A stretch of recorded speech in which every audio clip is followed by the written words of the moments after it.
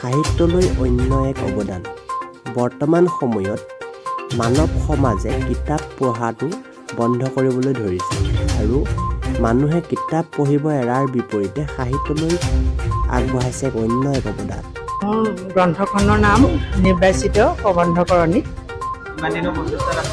মই প্ৰায় 10 বছৰ মানেই হ'ল কিছু প্ৰবন্ধ আগতীয়াকৈ লিখা আছিলে আৰু এতিয়া নতুনকৈ কেইটামান লিখি তাৰ লগত সন্নিৱিষ্ট কৰিছোঁ। পাঠক ৰাইজক কি আহ্বান জনাব বাইদেউ? পাঠক ৰাইজলৈ মোৰ এটা আহ্বান, যাতে প্ৰবন্ধকেইটি পঢ়ি তেখেতসকলৰ মতামতখিনি মোক জনালে মই নথৈ মানে সুখী হ'ম।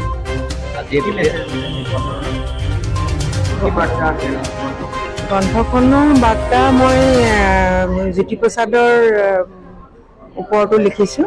তাৰ উপৰি মই মৃত্যুঞ্জয়, বীৰেন্দ্ৰ কুমাৰ ভট্টাচাৰ্যদেৱৰ ওপৰত প্ৰবন্ধ সন্নিৱিষ্ট কৰিছোঁ।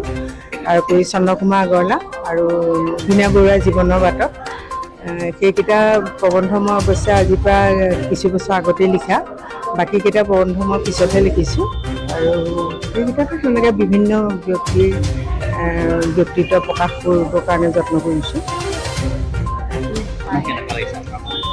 মোৰ খুব আনন্দ লাগিছে, কাৰণ এখন কিতাপ নিজৰ এটা সন্তানৰ নিচিনাই লাগে।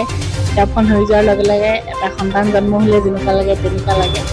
গতিকে মোৰ কিতাপখন উন্মোচন হোৱালৈকে মানে গুল থুগুল এটা ভাৱ আছিলে, আৰু তাৰপিছত যেতিয়া হৈ গ'ল ভালে ভালে, এতিয়া মোৰ খুব ভাল লাগিছে মনটো। শ্ৰীযুত অখিল চক্ৰৱৰ্তীদেৱে, নাট্যকাৰ অখিল চক্ৰৱৰ্তীদেৱে কৈছে।